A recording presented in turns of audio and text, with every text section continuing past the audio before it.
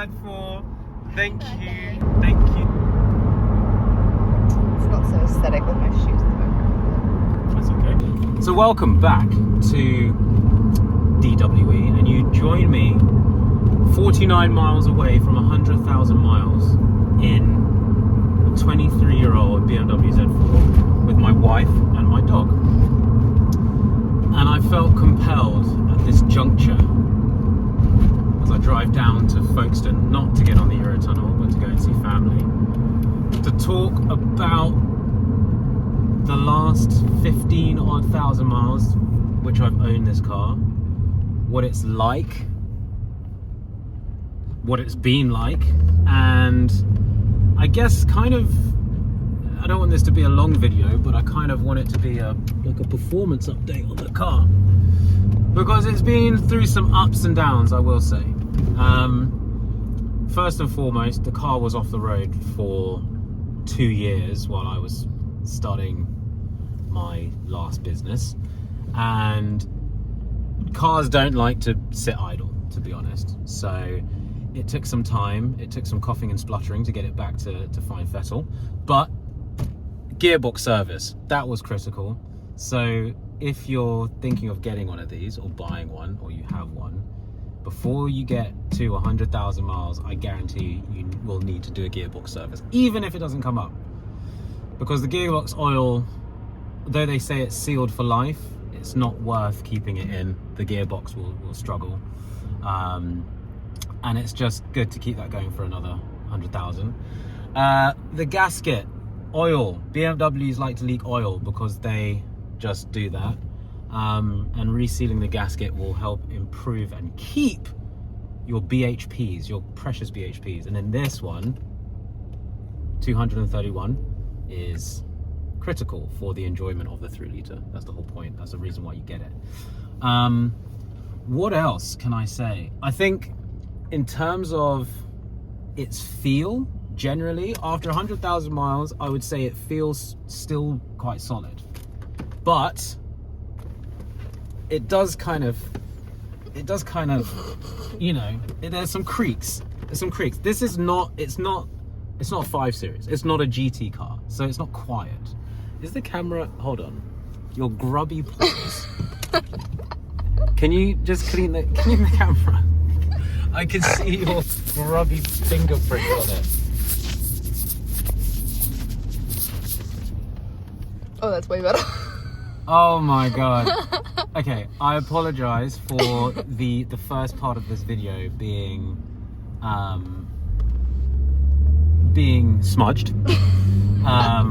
I have a grubby, greasy-handed wife. No, I'm joking. I love you. Where was I? Yeah, it doesn't creak that much, but there are things that are showing its age. One thing in particular that I think you should definitely look at doing, and I'm probably going to look at doing in the next year, in 2026, is resealing, doing all the window seals, because you do get a lot of wind noise in this when you go over 55, 60 miles an hour, especially on long trips. No, it's not designed to be quiet. It's not designed to be a GT car. It doesn't have all the sound deadening. But I think with the window seal cracking a little bit from heavy use and repeated use, yeah, it's going to be needed. But in the most part, this car will go forever. The block is smooth, the engine's smooth, it pulls really well. Regular servicing, good tires on it, and the steering. I mean, the other thing that actually, yeah, that's another good point. I've not prepared this video. This is a very plinky plonky video. But the other thing is the suspension. I think this car, having nearly done 100,000 miles, so we're currently on 99952, and in this trip we've got 77 miles to go. We're going to hit 100k. The one thing is the suspension. I think the ball joints, the springs and the dampers could use some TLC. Don't come out. No. Where are you going to go? Thank you. Definitely could be refreshed, so that's something I'm going to do. I might get some BC racing coilovers or some Bilstein ones. I wouldn't do that if this is your only car, but my plan is, because I'm now a married man with a hound and a wife, I need to buy myself a family saloon. And this will then become my car again. It'll become my toy. It'll become my project, and I want to turn it into what I think the E85 Z4 can be, which is very dialed in. Obviously the Z4M would be a quicker option to get to that, but that costs money. And actually, I really like the powertrain in the 3 litre. I think it's a beautifully smooth engine. It has enough torque to be enjoyable, but I think for day-to-day use, this is probably the perfect all-rounder when it comes to this age of Z4. Aesthetically, I'll probably splice in some clips when I show the outside of the car and stuff, but aesthetically, the paintwork on this car is really, really good. When it came out of the factory, I think they must have used some magic on this paint, because it has lasted. This has not been a garage queen, this car. It's been outside, it's had harsh winters, it's lived, and still the paint is really good, but there are, a few age-related things. But generally, this car has been amazing. So that's all I wanted to say. Approaching 100,000 miles is that, the main things to look out for: springs. They will go. Your ride will get harsher, and you will need to have those looked at. Gearbox. It is worth to have that pulling smoothly. Have that done. Gaskets. Change those. Oil filter. Change that. Replace it. Refresh it. Cooling? Oh yeah, my God, the cooling system. So when I was a few years ago, I did a trip to Munich to Oktoberfest with my brothers, and Jonathan was in his Porsche 991 Carrera 4 GTS Cabriolet. Robert was in his Jag XKR supercharged, and it was an amazing trip. It was probably one of the best driving trips I've ever been on. This being the oldest car needed some fettling, and I took it to a service centre near where I live in southwest London. And a few days before, I said, is this car going to make it to Munich? Is it good? Do a check over, blah, blah, blah, blah. And they were like, yeah. Lo and behold, cooling system blew up. After about 6 hours of driving, going through some of the péages in France, I stopped at one, and there was smoke coming up from the bonnet, but the engine was still running. Temperature was fine, because obviously the coolant was going around the system. Got to the hotel in Nancy, had a lovely dinner, really, really nice, and then the next morning the car had peed itself. Absolutely pissed it. It was wet underneath the car, and I was like, oh no, the coolant's come out. But I didn't know where it was. I didn't know if it was a pipe or if it was the radiator. Turns out it was both. Both had been absolutely abused. And so I'm on a mountain pass road with my brothers. And actually, to be fair, this car was performing really, really well. It's light, it's powerful, so it was able to keep up. And actually, the Jag couldn't put the power down because it was too powerful.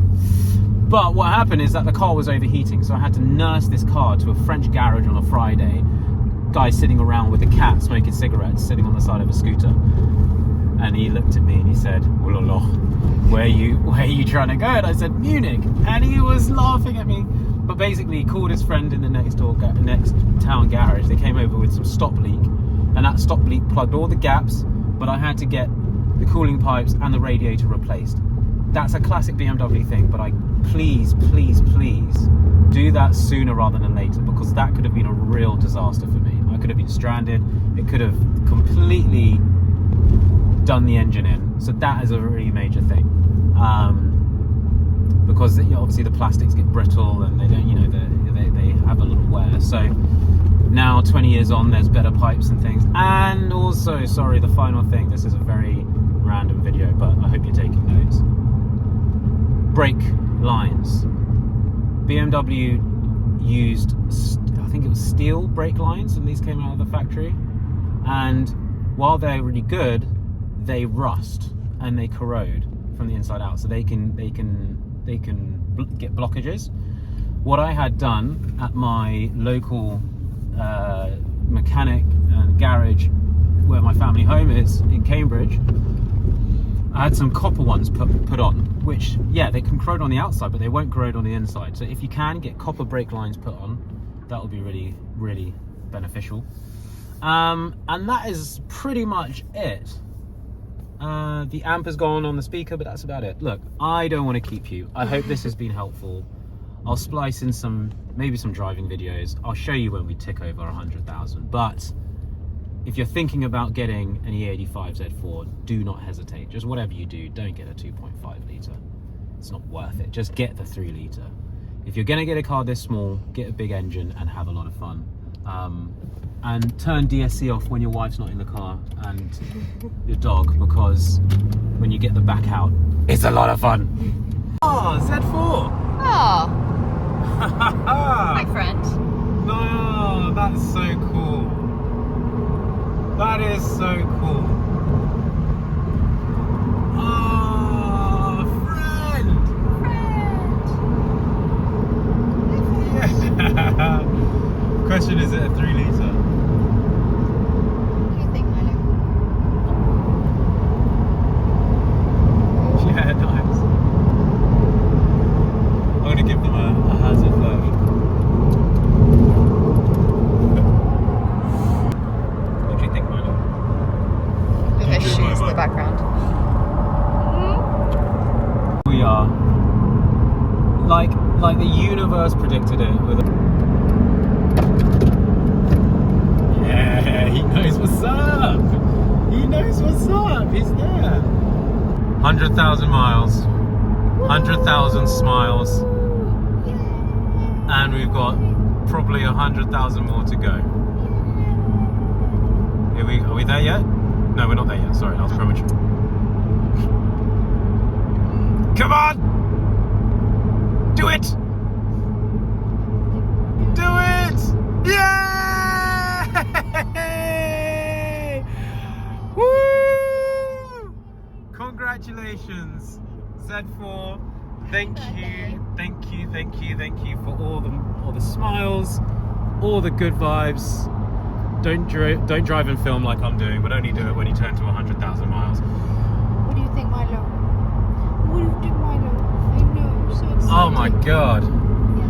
And only one warning light, which is a burst light bulb, which has just come on. So, yeah, what a moment. 100,000. Plenty more to go, lots of mods to come.